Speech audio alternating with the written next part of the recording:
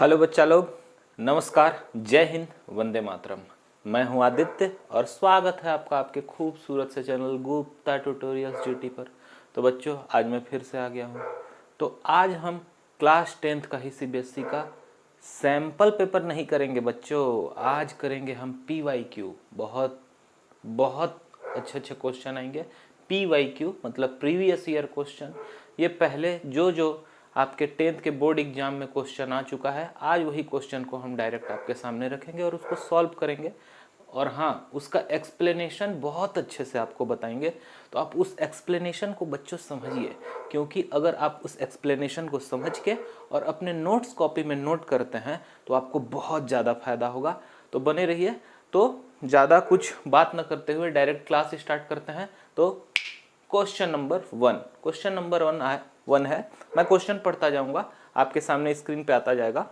देखिए, question number 1 है, a student wants to obtain an erect image of an object using a concave mirror of 10 centimetre, focal length, ठीक है, focal length दिया हुआ है question में 10 सेंटीमीटर, मिरर कौन सा है, कॉनकेव मिरर है। What will be the distance of the object from the mirror, मतलब इसमें क्या निकालना है बच्चों, हमको मिरर का डिस्टेंस निकालना है। तो क्वेश्चन में देखिए सबसे पहले कि मिरर क्या दिया हुआ है, कौन सा मिरर है बच्चों, कॉनकेव मिरर है, ठीक है। कॉनकेव मिरर में फोकल लेंथ f कितना दिया हुआ है, 10 सेंटीमीटर। और क्या क्वेश्चन में दिया हुआ है, इसके अलावा कोई जानकारी, हाँ, इमेज कैसा होना चाहिए, जो इमेज बनेगा वो इरेक्ट होना चाहिए। देखिए, मिरर कॉनकेव है और जो इमेज बन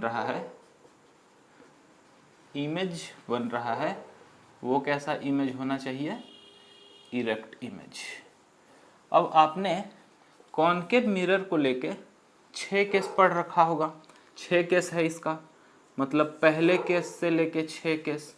लेकिन अभी थोड़ा छठवां केस को अलग रखते हैं। पहला केस, जब ऑब्जेक्ट कहाँ, इनफाइनाइट पे रहता है। दूसरा केस क्या है, जब ऑब्जेक्ट बियॉन्ड सी होता है, बियॉन्ड सी होता है। थर्ड केस क्या है, थर्ड होता है कि जब ऑब्जेक्ट कहाँ हो, बिटवीन सी एंड एफ हो। फोर्थ केस क्या है कि जब ऑब्जेक्ट कहाँ हो, एट सी हो, सी के ऊपर रखा हो। पांचवा केस क्या है कि जब ऑब्जेक्ट कहाँ हो, sorry, between C and F, एक minute, beyond C third case होगा बच्चों, पहले मैंने लिख दिया, आप पहले एट सी को लिख लीजिए, एट सी, और यहां पे लिख लीजिए बिटवीन सी एंड एफ, ठीक है। पांचवा केस होता है आपका एट फोकस, मतलब एट एफ। देखिए, ये पहला केस जो है, अगर डायग्राम को मैं बना लूं थोड़ा सा, अगर एक कॉनकेव मिरर है, कॉनकेव मिरर मतलब पॉलिश कहाँ होगा, आउटसाइड में, ये इसका प्रिंसिपल एक्सिस। पहला केस क्या है कि जब ऑब्जेक्ट इनफाइनाइट पे हो, मतलब यहाँ इनफाइनाइट पे। दूसरा केस क्या है कि बियॉन्ड सी, मतलब अगर यहाँ कहीं पे सी है, यहाँ कहीं पे एफ है, और ये क्या होता है, इसका पोल, ठीक है। तो दूसरा केस क्या है, बियॉन्ड सी, मतलब सी से थोड़ा दूर रखा हो, मतलब यहाँ ऑब्जेक्ट रखा हो। ये पहला केस हो गया, ये दूसरा केस हो गया। तीसरा केस क्या है बच्चों, एट सी हो, मतलब सी के ऊपर रखा गया हो, ये तीसरा केस हो गया। चौथा केस क्या है, बिटवीन सी एंड एफ, मतलब सी और एफ के बीच में रखा हो। आप ध्यान से अभी देखते जाइए कैसे जादू होने वाला है। ये कौन सा केस, चौथा केस।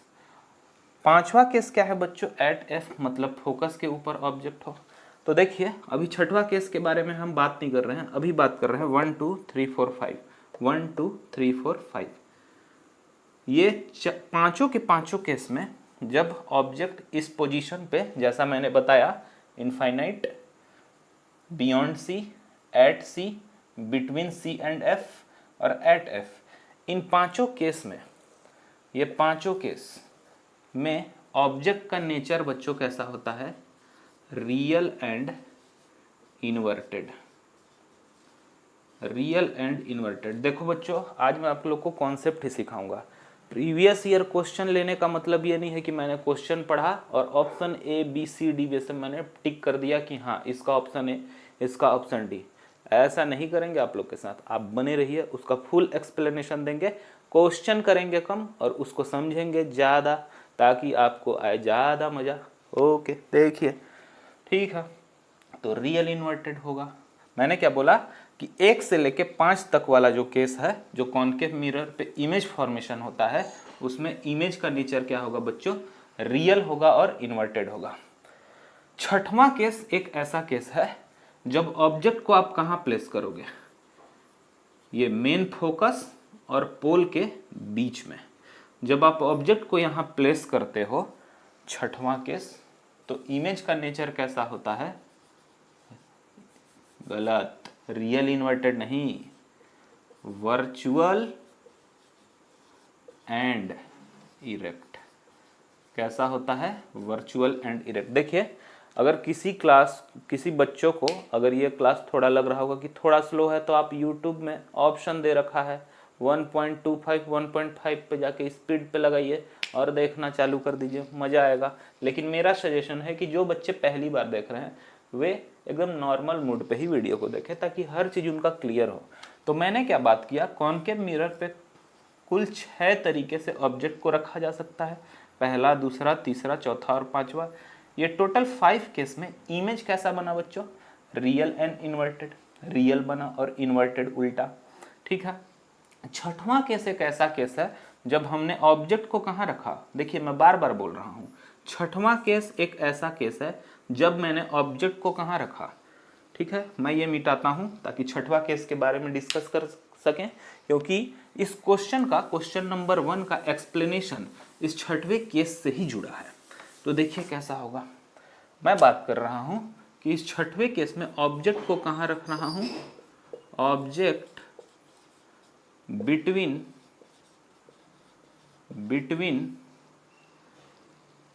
एफ एंड पी, मतलब फोकस एंड पोल।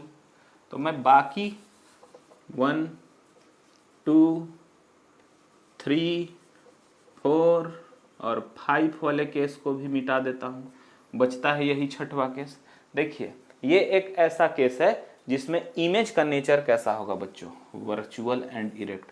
और क्वेश्चन में आप ध्यान से पढ़ो कि क्या दिया गया है कि एक student want to obtain an erect image, erect image चाहता है। तो ये छठवां केस ही पकड़ोगे ना। और मिरर कौन सा है, कॉनकेव मिरर है, तो कॉनकेव मिरर का ये छठवां केस की तरफ आपको देखना पड़ेगा।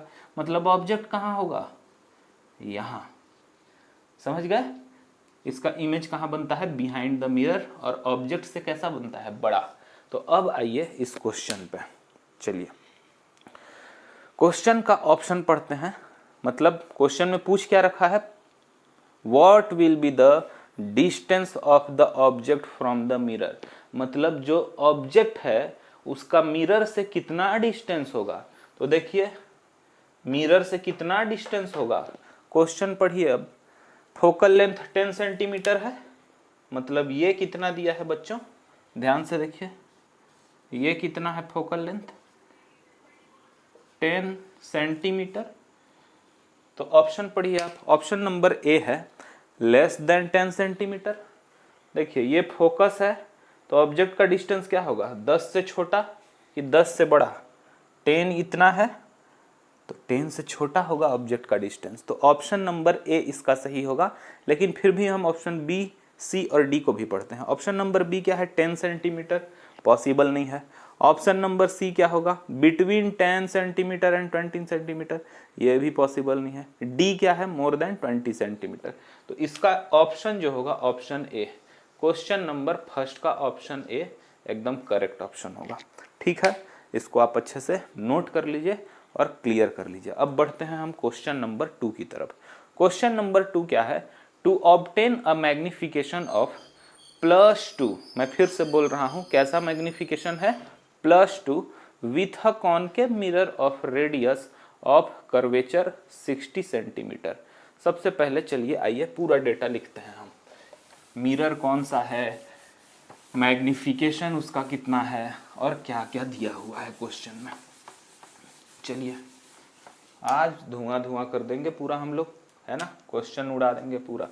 टू ऑब्टेन अ मैग्निफिकेशन, तो क्वेश्चन में क्या दे रखा है बच्चों, मैग्निफिकेशन m इक्वल टू +3 है, सॉरी +2 है, तो +2 ये मैग्निफिकेशन हो गया। उसके बाद क्वेश्चन में दे रखा है ये कौन सा मिरर है बच्चों, कॉनकेव मिरर, तो हम यहाँ लिख के चलते हैं कॉनकेव मिरर, तो ये कैसा हो गया, कॉनकेव मिरर, मैग्निफिकेशन भी लिख लिया मैंने। उसके बाद क्वेश्चन में दे रखा है रेडियस ऑफ कर्वेचर r, जो कि कितना है 60 सेंटीमीटर। अच्छा ये बताइए अब यहाँ पे एक नया चीज आप लोग के लिए, कि अगर कॉनकेव मिरर है तो उसका फोकल लेंथ, पहला फोकल लेंथ और दूसरा रेडियस ऑफ कर्वेचर, ठीक है, जिसको कैपिटल R से और फोकल लेंथ को किससे, स्मॉल f से।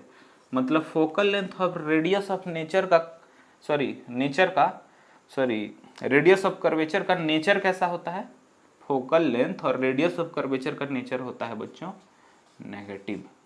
मतलब बुक में अगर रेडियस ऑफ कर्वेचर 60 सेंटीमीटर है तो मैं उसको क्या लिखूंगा, ऑटोमेटिक माइनस में। कब, जब वो कॉनकेव मिरर है तब। इसके अपोजिट अगर कॉन्वेक्स मिरर होता, तो उसका फोकल लेंथ f और रेडियस ऑफ कर्वेचर r, वो दोनों होते हैं कैसे नेचर के, पॉजिटिव नेचर के। तो बुक में मैंने बार बार, देखिए ये न्यूमेरिकल बनाते समय मैंने बार बार बच्चों को बोला है कि कभी भी क्वेश्चन बनाते समय बुक वाला राइटर या बुक में आपको नहीं बोलेगा कि f निगेटिव लीजिए, f पॉजिटिव लीजिए, r पॉजिटिव r निगेटिव लीजिए। आपको नेगेटिव और पॉजिटिव कैसे लेना है, आपको देखना होगा बच्चों कि मिरर कौन सा है। आपके पास अगर कॉनकेव मिरर है तो f का वैल्यू दिया है या r का वैल्यू दिया है तो तुरंत माइनस लगाइए, और अगर कॉन्वेक्स मिरर है तो उसको पॉजिटिव वैल्यू में छोड़ दीजिए, ठीक है। तो ये बात हो गई, एक सिंपल सा चीज है, कॉन्सेप्ट आप नोट कर लीजिए, इसको बहुत काम आएगा ये, ठीक है। देखिए ये मिरर में है, लेंस में भी सेम होता है, ये मिरर या लेंस, ठीक है। मतलब लेंस पे भी यही फंडामेंटल यूज होगा कि कॉनकेव लेंस है तो कॉनकेव लेंस में भी फोकल लेंथ और रेडियस ऑफ कर्वेचर नेगेटिव होगा।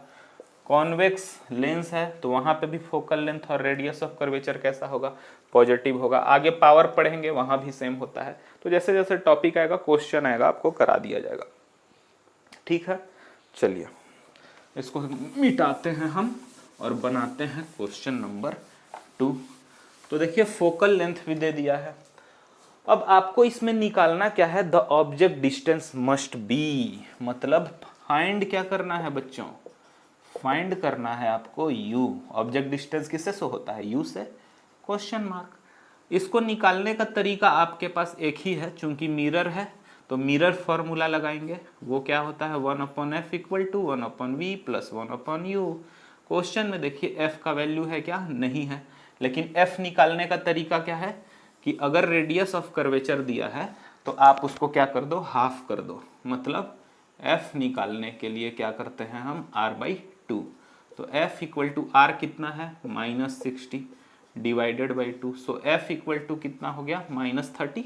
सेंटीमीटर में है तो मैं भी क्या लिखूंगा, सेंटीमीटर में, एकदम आराम से समझिए। तो f का वैल्यू मैं क्या लिख लूंगा, 1/f, मतलब -30 इक्वल टू 1/v। क्वेश्चन में v दे रखा है क्या, देखिए u तो चाहिए, मतलब सिंगल, पूरे फॉर्मूले में एक सिंगल वेरिएबल क्या छोड़ना पड़ेगा हमको, u। लेकिन सबसे इंपॉर्टेंट बात यह है कि इस क्वेश्चन में v दे नहीं रखा है, v है नहीं। लेकिन v नहीं है तो हमारे पास मैग्निफिकेशन तो है, तो मैग्निफिकेशन इक्वल टू क्या होता है मिरर के लिए, -v/u इक्वल टू hi/ho। लेकिन हमको hi/ho यहाँ है नहीं तो इसका कोई काम नहीं है, इसको हटा दीजिए। बचा आपके पास क्या, मैग्निफिकेशन इक्वल टू -v/u। देखिए ध्यान से, अगर आप इसको क्या करोगे, दिमाग लगाओ।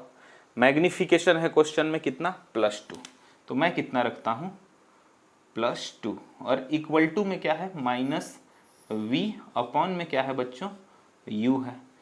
अगर मैं u को इधर ले जाऊंगा तो -v इक्वल टू कितना हो जाएगा 2u, या v इक्वल टू कितना हो जाएगा -2u।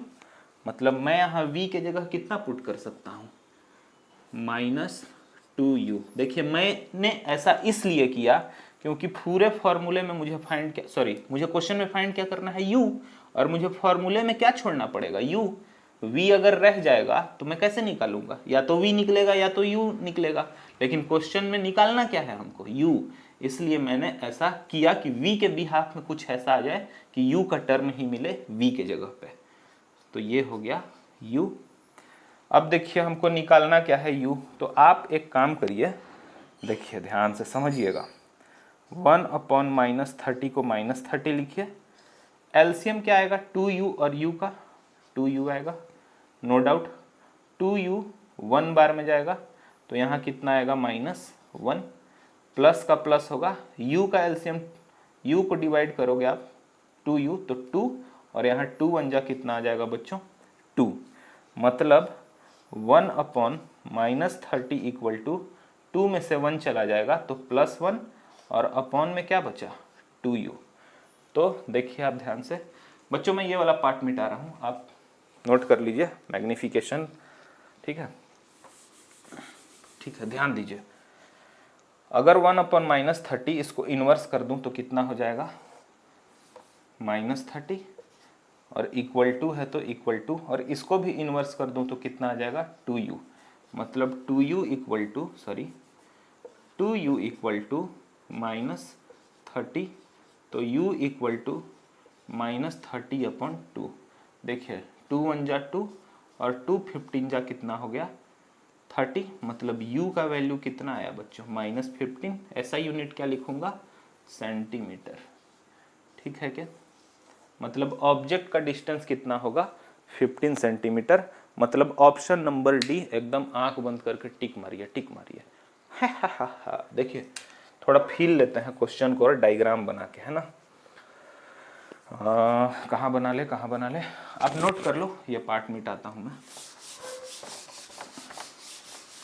चलो देखो, मिरर कौन सा था, कॉनकेव मिरर था, एकदम सही बात। ये हो गया इसका प्रिंसिपल एक्सिस, ये हो गया क्या पोल। यहाँ कहीं पे क्या होगा मान लो सेंटर ऑफ कर्वेचर सी, यहाँ कहीं पे क्या होगा बीच में फोकस, सी और पी के बीच में ही फोकस होता है, ठीक है। क्वेश्चन में आपके पास क्या था रेडियस ऑफ कर्वेचर, मतलब ये कितना था 60, तो ये कितना मिला हमको जस्ट उसका हाफ, फोकस 30, ठीक है। v दिया नहीं है, u कितना है बच्चों -15, मतलब कहाँ पे बनेगा यहाँ पे भाई, ये 30 है तो एकदम बीचों बीच, यहाँ पे क्या बनेगा ऑब्जेक्ट। अब देखो तो ये क्वेश्चन नंबर 1 से मैच हो रहा है कि नहीं, ये कहाँ है फोकस और पोल के बीच में, तो इमेज कहाँ बनेगा इसका इधर बनेगा, समझ गए कि नहीं समझे। और वो कैसे नेचर का होगा वर्चुअल एंड इरेक्ट, वही छठवां केस जिसमें इमेज वर्चुअल एंड इरेक्ट बनता है, ठीक है। कॉनकेव मिरर में कुल 6 केस होते हैं, पहले से 5वें केस तक आपको क्या करना है समझना है कि इमेज का नेचर कैसा होगा रियल एंड इन्वर्टेड, एकदम सही बात।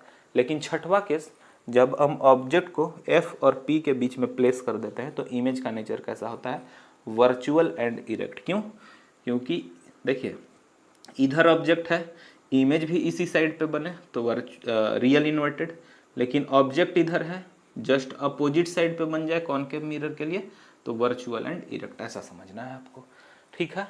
तो ये क्वेश्चन नंबर 2 का भी हो गया सत्यानाश। अब क्वेश्चन नंबर 3 की ओर बढ़ते हैं। देखिए क्वेश्चन नंबर 3 बहुत हलवा सवाल है, इसके लिए बोर्ड में कुछ बनाने का जरूरत नहीं है। In torch lights the headlights of vehicles the bulb is placed मतलब जो हेडलाइट्स यूज होते हैं व्हीकल्स में, उसमें बल्ब का प्लेसमेंट कहाँ होता है? ऑप्शन नंबर ए है आपके सामने 10 करोड़ रुपए के लिए, लेकिन मेरे पास 10 करोड़ रुपए नहीं है। Between the poles sorry, A, option A, between the pole and the focus of the reflector. गलत बात। ऑप्शन नंबर बी को मारते हैं थोड़ा इग्नोर, क्योंकि आप जान रहे हो कि वो सही है। ये क्वेश्चन बहुत बार आए हुए हैं, आप इसको देख लीजिएगा। Option number C, between the focus and the centre of curvature of the reflector, खत्म, ये भी ऑप्शन गलत। D, at the centre of the curvature and the reflector, ये तो होगा ही नहीं कभी जन्म में। तो ऑप्शन नंबर बी आपका करेक्ट हो गया। कहाँ? Very near to the focus of the reflector, एकदम करेक्ट बात। बढ़ते हैं क्वेश्चन नंबर 4 की तरफ, ज्यादा समय नहीं लेंगे। An object is placed in front of a convex mirror. कौन सा मिरर है बच्चों? Convex mirror. Its image is formed. देखो, अगर किसी ऑब्जेक्ट को कहाँ प्लेस किया जा रहा है? कॉन्वेक्स मिरर में। कॉन्वेक्स मिरर में फिर से वही बात कर रहे हैं, दो केस। पहला केस क्या है? जब ऑब्जेक्ट को हम कहाँ रखते हैं? इनफाइनाइट पे, तो इमेज कहाँ बनता है? फोकस पे। तो वर्चुअल इरेक्ट, ठीक है, नेचर वर्चुअल इरेक्ट होगा। साइज कैसा होगा? Point size. और दूसरा केस ये है कि ऑब्जेक्ट को आप कहीं पे भी रखो प्रिंसिपल एक्सिस पे, तो उसका इमेज कहाँ बनेगा? कॉन्वेक्स मिरर के लिए between the pole and focus, ठीक है। ये आपको डायग्राम में क्लियर हो जाएगा, ठीक है। तो इसका ऑप्शन क्या होगा? इसका ऑप्शन नंबर डी होगा, बिहाइंड द मिरर। हमेशा बिहाइंड द मिरर बनता है, ठीक है। एंड द पोजीशन वेरीज, जो इमेज का पोजीशन होगा वो किस पे डिपेंड करेगा? अकॉर्डिंग टू ऑब्जेक्ट का जो प्लेसमेंट होगा, कि ऑब्जेक्ट को आप यहाँ रख रहे हो, यहाँ यहाँ यहाँ, ऑब्जेक्ट को जहाँ रखोगे उस हिसाब से इमेज का भी प्लेसमेंट फिक्स होगा। तो इमेज वेरी किस पे करेगा? ऑब्जेक्ट के प्लेसमेंट पे। तो ऑप्शन नंबर डी करेक्ट, बाकी सब ऑप्शन गलत है, ठीक है। क्वेश्चन नंबर 5 देखिए। क्वेश्चन नंबर 5 बहुत अच्छा क्वेश्चन है, इसको थोड़ा फील लीजिए। आइए। When an object was kept at position x, एक पोजीशन पे रख दिया गया जिसको नाम दे दिया है बुक में x, in front of a concave mirror. कौन सा मिरर बच्चों? Concave mirror. कॉनकेव मिरर को और कौन सा मिरर बोलते हैं? Converging mirror. कौन सा मिरर? Converging mirror. और कॉन्वेक्स मिरर को कौन सा मिरर बोलेंगे? Diverging mirror. डाइवर्जिंग मिरर, ठीक है। Convex mirror is also called diverging mirror, concave mirror is also called converging mirror, ठीक है। चलिए क्वेश्चन पे आते हैं। At when an object was kept at position x in front of a concave mirror, an enlarged and virtual image, कैसा बन रहा है बच्चों? बड़ा बन रहा है। और कैसा इमेज बन रहा है? वर्चुअल बन रहा है। मिरर कैसा है? Concave mirror. तो दिमाग लगाओ, फिर से ये वाला केस नहीं आ गया? वर्चुअल बन रहा है, मिरर कौन सा है? कॉनकेव। कॉनकेव में 1 से 5 तक का केस कौन सा? बार बार बोल रहा हूँ, 1 से 5 तक में कैसा केस? मतलब इन्फिनिटी से लेके फोकस तक जब ऑब्जेक्ट का प्लेसमेंट होगा तो इमेज का नेचर बनेगा रियल एंड इन्वर्टेड। एंड जब फोकस और पोल के बीच में रख दोगे तो इमेज का नेचर कैसा हो जाएगा? Virtual. Sir sir sir sir बस बस बस, आराम से समझिए, ठीक है। तो ये केस वही है। तो ऑप्शन खोजते हैं हम इसका। ऑप्शन क्या होगा? Which among the following identify x correctly. Image कहाँ बनेगा पूछता है, सॉरी, हाँ, नहीं नहीं नहीं नहीं नहीं नहीं, एक्स एक्स एक्स एक्स, मतलब एक्स कहाँ होगा? ऑब्जेक्ट कहाँ रखा गया होगा, ऐसा पूछ रहा है उस वो क्वेश्चन, ठीक है। तो anywhere between the centre of curvature and principal focus, कहानी खत्म। फोकस और पोल होना चाहिए, ना कि सेंटर ऑफ कर्वेचर, ठीक है। दूसरा option, anywhere between the pole and principal focus. मिल गया, आप जीतते हैं 10 करोड़ रुपए, ये लीजिए, ठीक है। तो फोकस और पोल के बीच में जब ऑब्जेक्ट बनेगा रखोगे तो वही बनता है वर्चुअल। तो ऑप्शन नंबर बी, सी और डी गलत है। Exactly centre of the curvature नहीं होगा, ठीक है। प्रिंसिपल फोकस पे भी रखेंगे तो रियल इन्वर्टेड बनता है, ठीक है। क्वेश्चन नंबर 6 देखिए, बहुत अच्छा क्वेश्चन है, इसको समझिए आप। इसको मिटाया जाए और आगे बढ़ा जाए। मुझे नींद न आए, चैन न आए, नींद न आए, क्योंकि अभी 12 बज गए, रात के 12 बज गए, लेकिन क्लास अभी बाकी है। रात के 12 बज गए लेकिन क्लास अभी बाकी है। चलो देखो, the light enters from air to glass. ये है एयर इधर और इधर ग्लास। लाइट कहाँ से कहाँ? एयर से ग्लास में जा रहा है। हैविंग रिफ्रैक्टिव इंडेक्स, जिसका रिफ्रैक्टिव इंडेक्स कितना है? 1.5। तो पहले जो गिवन दिया है वो लिख लो। रिफ्रैक्टिव इंडेक्स को किससे रिप्रेजेंट करते हैं? एन। देखो जब आप बड़े क्लास में जाओगे ना, क्लास 12th में पढ़ोगे लाइट चैप्टर, तो रिफ्रैक्टिव इंडेक्स को किससे डिनोट किया जाता है? म्यू से। म्यू म्यू है ना रिफ्रैक्टिव इंडेक्स। लेकिन अभी आपके बुक में रिफ्रैक्टिव इंडेक्स मान के चलो क्या है? एन है। सेम चीज, सिंबल अलग अलग है। तो लाइट इंटर कर रहा है एयर से ग्लास में, having refractive index 1.5 of speed of light in glasses. Speed of light निकालना है कहाँ बच्चों? ग्लास का। समझो, ये जो मेरा हैंड है इसके इधर एयर है, ये ट्रांसपेरेंट मीडियम है। व्हाइट लाइट कहाँ से कहाँ जा रहा है? एयर से ग्लास में। इसका रिफ्रैक्टिव इंडेक्स कितना होगा? 3 × 10⁸। ये क्या होता है? फिक्स होता है। कहाँ? जब वैक्यूम में हो और कहाँ हो? एयर में हो। तो ये एयर है ना, तो एयर की स्पीड ऑफ लाइट कितनी होगी? इतनी है। और ग्लास में जा रहा है लाइट, मतलब इसका स्पीड पूछना है कि जब लाइट इसमें गया तो इसमें लाइट इसका स्पीड क्या होगा? तो स्पीड ऑफ लाइट वही हमको निकालना है। तो देखिए, refractive index n equal to क्या हो जाएगा? फॉर्मूला होता है आपके पास, स्पीड ऑफ, सिंपल क्वेश्चन है, speed of light in air upon speed of light in vacuum. ठीक है, आप वैल्यू रख दीजिए। Speed of light in air कितना होता है? फिक्स 3 × 10⁸ और अपॉन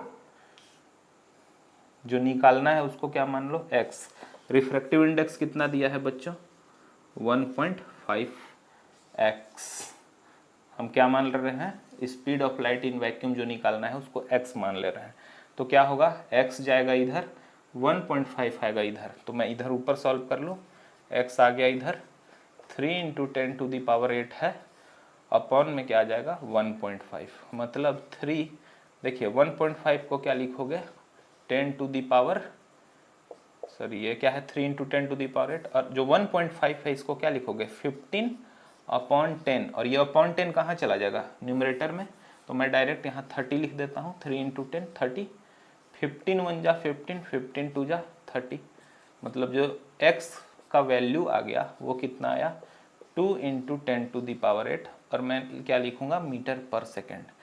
क्यों? क्योंकि ये क्या है? स्पीड ऑफ लाइट है। कहाँ? इस, सॉरी वैक्यूम नहीं है ये, मैंने बाय मिस्टेक लिखा है। स्पीड ऑफ लाइट इन कहाँ जा रहा है? ग्लास में। तो ये ग्लास, तो ये जो आया है स्पीड ऑफ लाइट है ग्लास। ये क्या है? Speed of light in glass. ठीक है, देखिए ये क्वेश्चन भले ही एमसीक्यू है, लेकिन हो सकता है ये क्वेश्चन आपके सब्जेक्टिव में भी आ जाए। तो एमसीक्यू क्वेश्चन है ऐसा मत समझिए, मैं बार बार बोल रहा हूँ कि क्वेश्चन देखिए टिक मारिए, उसका एक्सप्लेनेशन समझिए, क्वेश्चन छोड़ना नहीं है कहीं से।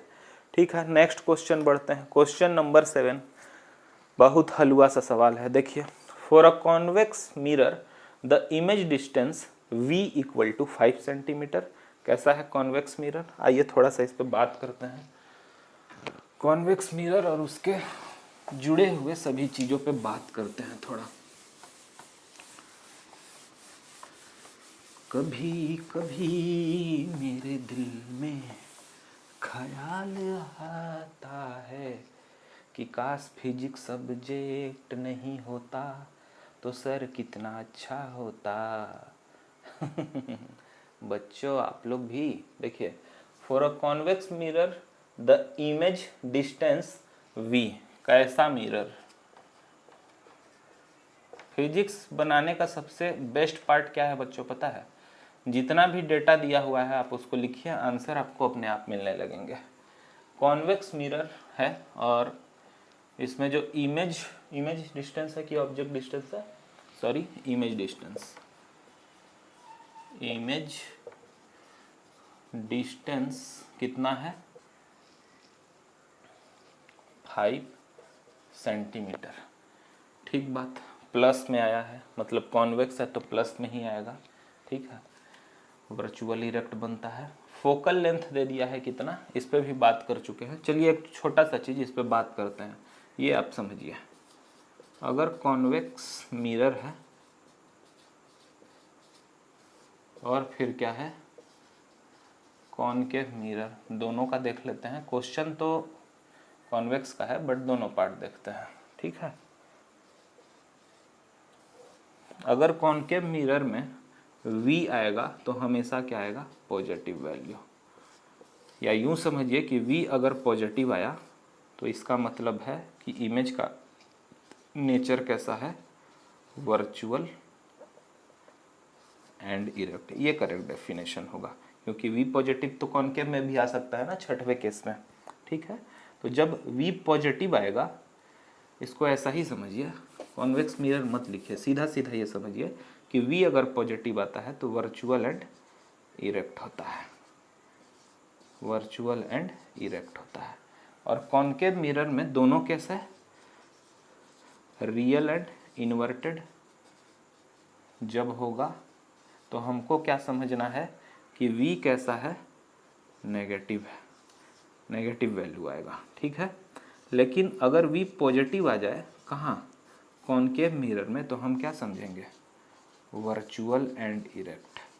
कौन सा केस बताइए, वेरी गुड, छठवां केस, 6th केस, ये लास्ट केस जब ऑब्जेक्ट कहाँ प्लेस हो between F and P।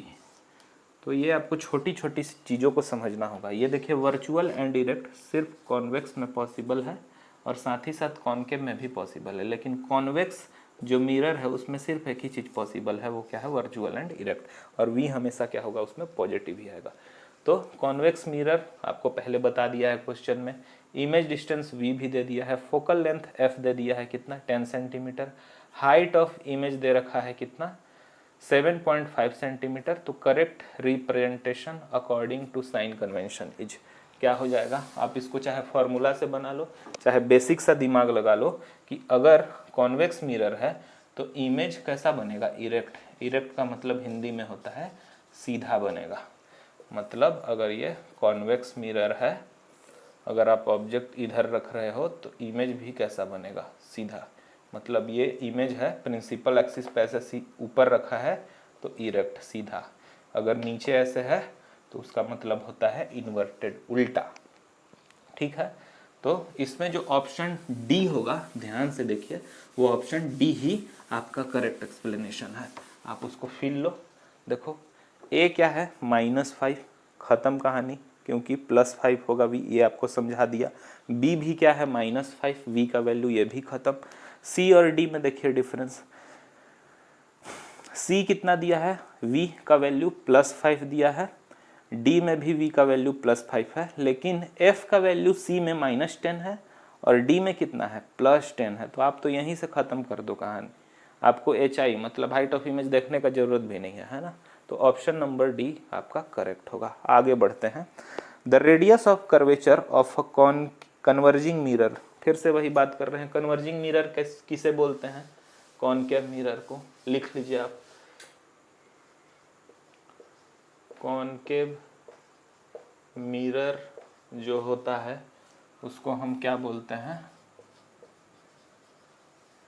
Converging mirror, और जो कॉन्वेक्स मिरर होता है, ठीक है, वो क्या होता है डाइवर्जिंग मिरर, डाइवर्जिंग मिरर। तो जो क्वेश्चन है किससे जुड़ा हुआ है कॉनकेव से, क्योंकि क्वेश्चन में है बच्चों कन्वर्जिंग मिरर। देखिए the radius of a curvature of a converging mirror is 30 centimetre, कितना दिया हुआ है 30 सेंटीमीटर दिया हुआ है रेडियस ऑफ कर्वेचर। चलो रेडियस ऑफ कर्वेचर कितना है ये मैं साफ करता हूँ। रेडियस ऑफ कर्वेचर कितना दिया है, r इक्वल टू 30 हाँ 30 सेंटीमीटर। अब सवाल ये उठता है कि सर इसको प्लस में रखें कि माइनस में, तो किस में रखोगे, माइनस में रखोगे। ठीक है, तो r अगर माइनस है 30 सेंटीमीटर तो f कितना आएगा, r/2 मतलब -30/2, 2 1 जा 2 15 जा, मतलब कितना आ गया, -15। पूछ क्या रहा है बच्चों क्वेश्चन में, at what distance from the mirror should an object be placed as so obtain a virtual image. फिर से वही छठवा केस आया कि नहीं आया, ऑब्जेक्ट को कहाँ प्लेस करोगे, इनफाइनाइट पे। थोड़ा सा फील लेते हैं डायग्राम देख के। डायग्राम में देखो आप, ये हो गया कॉनकेव मिरर, ये हो गया क्या, पोल, यहाँ कहीं पे क्या होगा, सेंटर ऑफ कर्वेचर, और इन दोनों के बीच में कौन सा पॉइंट, फोकस। आर कितना है, 30 है। ठीक है, फोकस कितना है, फोकल लेंथ 15। ठीक है, यहाँ पे कितना आ गया, ये नीचे लिख लेता हूँ मैं, ये कितना आ गया, 15 आ गया। अब ये कॉनकेव मिरर है, देखो कन्वर्जिंग मिरर मतलब कॉनकेव मिरर, और कॉनकेव मिरर में आपको जो इमेज चाहिए, जो क्वेश्चन में बोल रहा है उसको इमेज कैसा चाहिए, वर्चुअल चाहिए। और वर्चुअल इमेज कहाँ होगा, जब f और p के बीच में होगा। बाकी इधर रखोगे तो कैसा बन जाएगा इमेज, रियल इन्वर्टेड। तो अपन कहाँ प्लेस करेंगे ऑब्जेक्ट को, between focus and principal axis. ये तो हो गया। अब क्वेश्चन फिर से आइए क्वेश्चन पे, at what distance from the mirror should an object be placed as to obtain a virtual image.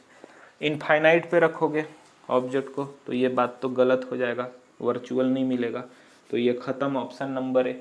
Option number B क्या है, 30 सेंटीमीटर, मतलब सी पे रखोगे, 30 सेंटीमीटर ये ना, तो ये भी बात गलत, ये भी ऑप्शन बी भी गलत। ऑप्शन सी क्या है, between 15 centimetre and 30 centimetre. 15 centimetre और मतलब बिटवीन सी और एफ वाला केस है कि ऑब्जेक्ट को बिटवीन सी एंड एफ रखोगे, ये भी कहानी खत्म। तो बच क्या रहा है, ऑप्शन डी, फोकस करिए, बिटवीन 0 सेंटीमीटर एंड 15 सेंटीमीटर। कहाँ है, एफ 15 सेंटीमीटर और ये 0 सेंटीमीटर, तो 0 से 15 सेंटीमीटर के बीच ही न रखोगे, तो ऑप्शन नंबर डी करेक्ट होगा, तभी वर्चुअल इमेज बनेगा। तो ये डी ऑप्शन खत्म हो गया। देखिए लास्ट 2 क्वेश्चन है, बहुत अच्छे हैं, समझिए। An object of height 4 centimetre is kept at distance of 30 centimetre from the pole of a diverging mirror. If the focal length of the mirror is 10 centimeter, the height of image formed. ये question देखिए, भले ही MCQ में दिया है, multiple choice question में, लेकिन हो सकता है कि ये क्वेश्चन आपके सब्जेक्टिव में भी आ जाए, क्योंकि ये अच्छा क्वेश्चन है, इसका सॉल्यूशन थोड़ा लंबा जाता है। तो आपको पहले पकड़ना होगा कि मिरर कौन सा है, डाइवर्जिंग। डाइवर्जिंग मिरर मतलब कौन सा मिरर, कॉन्वेक्स मिरर। अब क्वेश्चन में देखो बच्चों क्या क्या दे रखा है, क्वेश्चन में दे रखा है हाइट ऑफ ऑब्जेक्ट मतलब HO कितना है, 4 सेंटीमीटर। आराम से बनाओ, टेंशन नहीं लो। Kept a distance of 30 centimetre मतलब डिस्टेंस ऑफ ऑब्जेक्ट कितना है, -30 सेंटीमीटर। U भी मिल गया हमको। पोल, फ्रॉम द पोल, ठीक है। If the focal length of the mirror is 10 centimetre, focal length f कितना है, 10 सेंटीमीटर। अब सवाल ये उठता है कि f को मैं पॉजिटिव लूँ कि नेगेटिव लूँ, मैं लूँगा पॉजिटिव। क्यों, क्योंकि कौन सा मिरर है, कॉन्वेक्स मिरर। कॉनकेव होता तो f ऑटोमेटिक क्या लेता मैं, माइनस लेता। कोई दिक्कत है क्या, ठीक है। आइए क्वेश्चन बनाने के लिए मिरर है तो मिरर फॉर्मूला लगा लीजिए आप, 1/f equal to 1/v plus 1/u। f कितना है 10 प्लस में, तो प्लस में रखिए। v को v छोड़ दीजिए, क्योंकि पहले हम जब तक, देखिए क्वेश्चन में पूछ क्या रहा है, height of image. Height of image मतलब फाइंड HI, है ना, ये HI निकालना है हमको। लेकिन ये HI तब तक नहीं मिलेगा जब तक हम v का वैल्यू ना निकाल ले। v मतलब डिस्टेंस ऑफ इमेज, तो v को v छोड़ दिया, प्लस u कितना है, -30। तो -30, 1/10 equal to 1/u plus minus कितना, -30, 1/v को छोड़ दिया मैंने यहीं पे, इधर पहले से क्या था 1/10, ये माइनस में है 1/30, इधर आएगा तो प्लस में हो जाएगा, तो इसी को लिख लो 1/v इक्वल टू 1/10 प्लस 1/30। देखिए एक्सप्लेनेशन में कमी तो नहीं होने दूंगा, वीडियो लंबा होता है तो होने दो, कोई दिक्कत नहीं है। 1/v इक्वल टू 10 और 30 का एलसीएम कितना आएगा बच्चों, 30, 10 3 जा 30, 3 1 जा 3 प्लस 30 1 जा 1 1 जा, तो 1/v इक्वल टू कितना आ गया, 4/30। तो v की वैल्यू कितनी आएगी बच्चों, 30/4। ठीक है, अभी इसको हम पॉइंट में चेंज नहीं करते हैं, इसको इतना ही सेंटीमीटर लिख के रखते हैं। देखिए प्लस में आया है मतलब 100% कौन सा मिरर होगा, है ना, कॉन्वेक्स मिरर, v प्लस में आता है। कॉन्वेक्स कॉन्केव में भी आ सकता है, लेकिन वही फिर छठवां केस जो वर्चुअल इरेक्ट बनाता है, इमेज बिहाइंड द मिरर बनता है। सब रिलेट करके पढ़ो। v मिल गया, अब आपको क्या निकालना है, हाइट ऑफ इमेज। तो हाइट ऑफ इमेज निकालने का formula magnification -v/u equal to hi/ho। Magnification नहीं दिया है तो इसको हटा दो। देखिए माइनस का माइनस, v कितना है 30/4 और u कितना है -30 और इक्वल टू में hi निकालना है, छोड़ दो। ho कितना दिया है बच्चों 4। देखिए 30 और 30 खत्म, ठीक है, माइनस और माइनस खत्म, 4 1 जा 4, 4 1 जा 4, मतलब hi कितना हो गया बच्चों 1 सेंटीमीटर। प्लस में आया है मतलब कैसा बनेगा, इरेक्ट। इरेक्ट मतलब इमेज सीधा बनेगा। डायग्राम में इसको थोड़ा सा देखोगे तो कुछ इस तरीके से, ये क्या है कॉन्वेक्स मिरर, ये क्या है इसका पोल है, ऑब्जेक्ट कहाँ रखा था 30 सेंटीमीटर, मतलब ये होगा 30 सेंटीमीटर। f कितना है, मतलब f यहाँ पे ये कितना हो गया 10 हो गया। v कितना मिला है 30/4, पॉइंट में निकालोगे बट हम उतना ही लेके चल रहे हैं, समझ में आया, क्यों फ्रैक्शन में लिए थे ताकि यहाँ कैंसिल करने में इजी होता है। ठीक है, तो 30/4 v यहाँ बना मतलब, और v कैसा बना है, इमेज कैसा बना है प्लस, हाइट ऑफ इमेज कैसा बना है प्लस में, मतलब सीधा। तो देखो इमेज कहाँ बना है 30/4, 30/4 मतलब डिवाइड करोगे अगर, देखो थोड़ा सा सीखो, 4 7 जा 28, मतलब 7 पॉइंट समथिंग आता, मतलब यहाँ बीच में कहीं पे। ठीक है, ये 10 है ना, तो यहाँ कहीं पे, और ये सीधा बनता। और ऑब्जेक्ट से छोटा बनेगा कि ऑब्जेक्ट से बड़ा, तो देखो ऑब्जेक्ट है 4 सेंटीमीटर का, इमेज बन रहा है 1 सेंटीमीटर का, तो ऑब्जेक्ट से क्या बनेगा छोटा बनेगा, मतलब ऑब्जेक्ट है ये 4 सेंटीमीटर और ये है 1 सेंटीमीटर का। तो इस तरीके से आप इसको क्लियर कर सकते हो। तो इसमें कौन सा ऑप्शन होगा, ऑप्शन नंबर सी, +1 सेंटीमीटर। एकदम आँख बंद करके टिक कर लो इसको। 10वां क्वेश्चन आज का लास्ट क्वेश्चन होगा, और ये क्वेश्चन तो आता ही आता है, और ये क्वेश्चन मुझे लगता है कि इस साल भी आ सकता है, शायद ना आए तो कोई बात नहीं, लेकिन प्रोबेबिलिटी है पूरी कि इस साल बन सकती है, संभावना इस क्वेश्चन के आने की। The law of reflection holds true for, reflection क्या है, ये सरफेस है, कैसा नॉन ट्रांसपेरेंट होगा, मतलब ट्रांसपेरेंट नहीं होगा। जब व्हाइट लाइट इंसिडेंस करोगे तो नॉर्मल है यहाँ पे, और टकरा के क्या होगा उसी मीडियम में वापस हो जाएगा।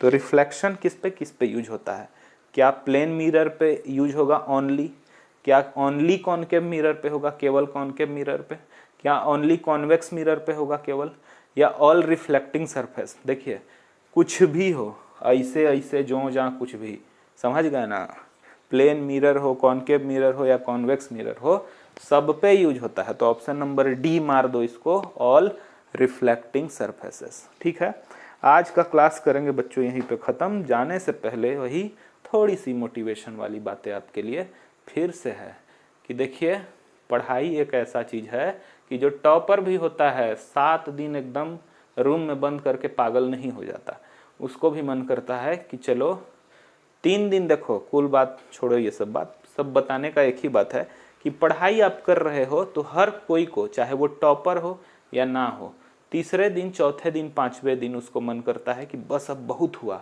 मतलब थोड़ा सा दिमाग में प्रेशर क्रिएट होता है। तो उस दिन आप थोड़ा ब्रेक ले लो, खुद को ब्रेक दो। एक दिन ब्रेक लेके अगले दिन फिर स्टार्ट करो, 5-6 दिन खतरनाक पढ़ो, फिर एक दिन ब्रेक दो, फिर खतरनाक टाइप से स्टार्ट करो। तो ऐसे ही आपको पढ़ते रहना है।